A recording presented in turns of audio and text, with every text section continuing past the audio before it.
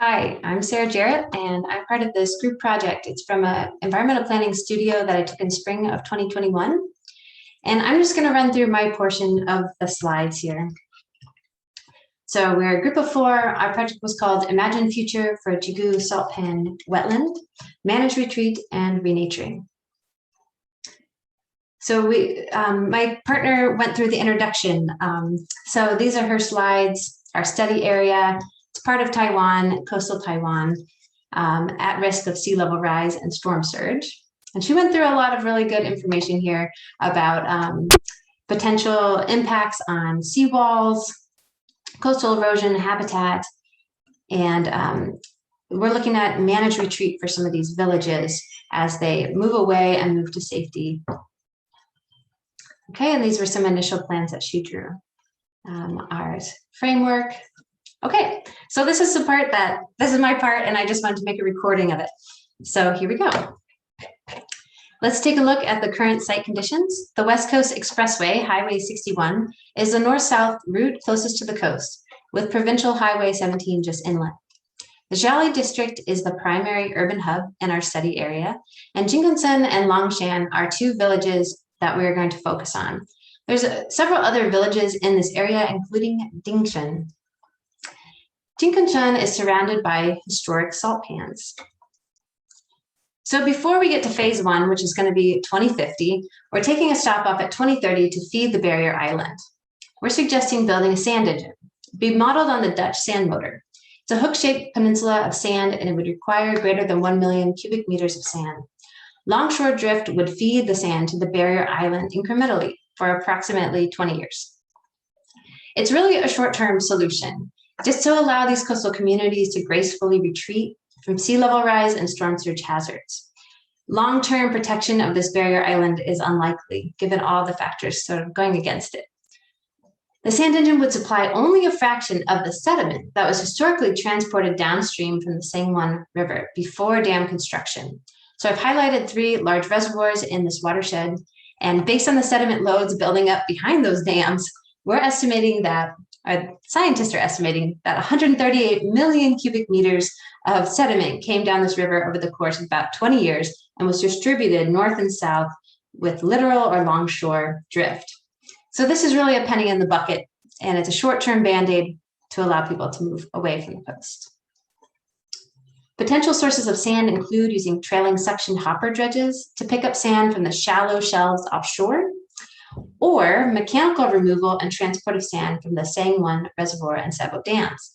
So as those rivers come in to meet the slower water, standing water in the reservoirs, the velocity slows and the sand falls out of the water column. So that would be a good place to get some sand for these projects.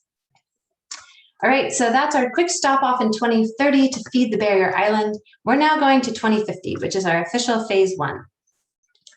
You notice that we've kept the shoreline from 2030 here, and the barrier island is moving inland. We have some created lagoon. This is called Oyster Lagoon.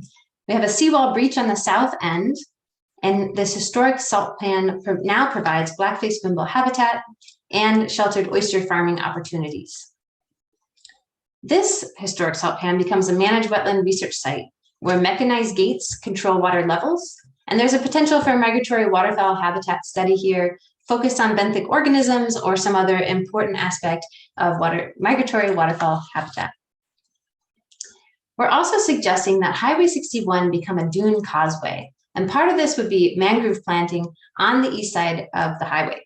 Silt and sand from the Sangwon Reservoir would provide the initial planting medium, and here's 4 species of mangrove that are currently growing in the Chigu area that would be appropriate. On the other side of the highway, we'd use more sand from the Sangwon Reservoir for sand dune creation. And this is really just setting us up for the long-term managed retreat scenario we'll discuss in a moment. All right, my group mate Kieran made this rendering. It's an aerial perspective looking this direction. And part of our group work was we were working with engineers, and he's in hazard communication is his program. And so there's some of us in landscape architecture and environmental planning that do a lot of planning and design work and graphic work. And we were partnered with people that do not. But luckily, Kieran had a background, enjoyed drawing. And so it was part of our job to find ways for them to contribute. And he did a super nice job here.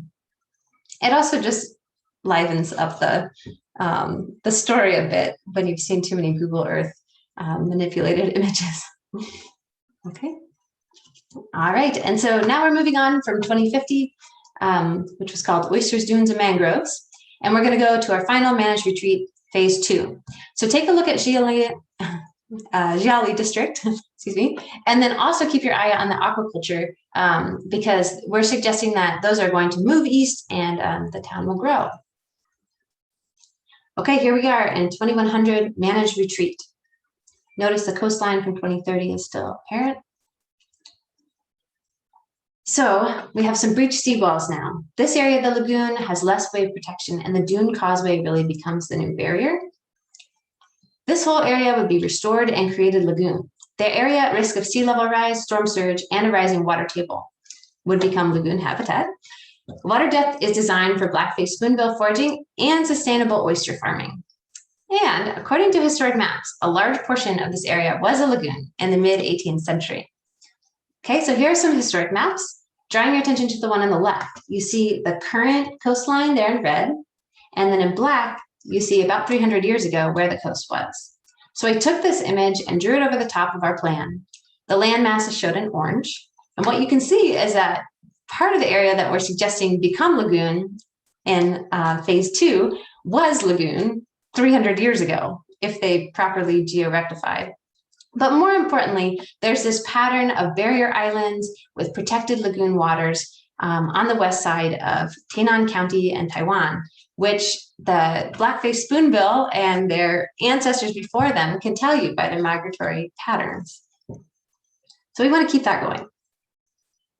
So beyond the dune causeway, which is sort of the first line of defense, we're also suggesting that a horizontal levee be built. In some cases, hugging Highway 17, and Highway 17 becomes like a buried dike. And in some cases, pulling away and protecting. This is Longshan, and Longshan's on a little bit higher ground. And so that's an area where the levee could pull away from the highway, protect that area, protect some new aquaculture grounds. And it would be greater than 350 meters wide and vegetated. So as large storms come in, that is a big mass of vegetated soil that it dissipates the wave energy. As the wave tries to come up and eat away, it kind of takes the force out of it before it really crashes. We also have a fan-shaped managed lagoon here now and a managed wetland research site still. And both of these would require long-term seawall maintenance, and they would need to be storm surge friendly. These are both next to the Kinkinshin campground. It hosts an environmental education center, and it's accessible by boat. So here until you see some key boat access routes and coming from Longshan and coming from these urban areas upstream. Of course, the whole lagoon would be accessible by boat, except for some areas would need to be restricted and set aside for habitat. Another one of Kieran's aerial perspectives. So in our presentation, he goes into the details here, so I'll skip that part. Okay, and then this is my last slide. I'm just introducing the salt pan section, which is we took one long section through our study site and we broke it into 2 areas of interest. And my partner, Antoine, actually introduces these. And he and I worked together. He did the hand drawings and some diagrams, and I made some sections to go with it.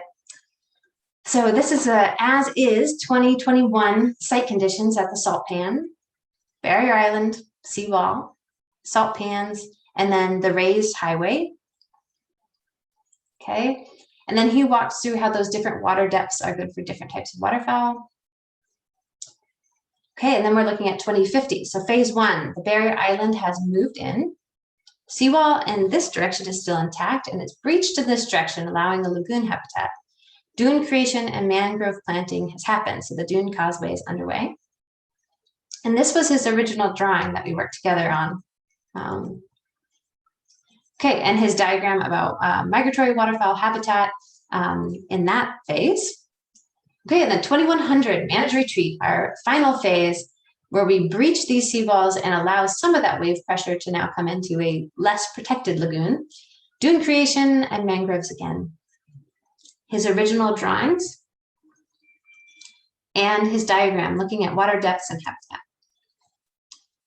Okay, and then the other section series we worked on together is the aquaculture section. So as you can see, it's basically between and just outside of the two highways that we've been highlighting throughout the project. Highway 61, there's aquaculture, we cut right through a village, and then Highway 17 is actually right here. And note that in both of these situations, it doesn't change in phase one. So it's 2021 and 2050. We zoomed in on this area. So right now we just have aquaculture on both sides of the highway. And then this is his as-is site conditions, who's growing what at what water depth in the aquaculture zones. Okay, and then this is our proposal for 2100 for managed retreat. So there's Highway 17, and then there's a horizontal levee. Some cases it hugs the highway, like we saw before in the site plan, and in some cases it pulls away. And then created lagoon, and the villagers have retreated. Okay, we zoomed in here, and then he made a diagram to go with, looking at the types of plants that might be planted on a horizontal levee. Okay, and then Kieran goes into ecotourism, just run through this. And our final slide, as we conclude and start a discussion and questions look like this, kind of sums up everything we talked about. Okay, so that's my part of the group project, and thanks for letting me share with you.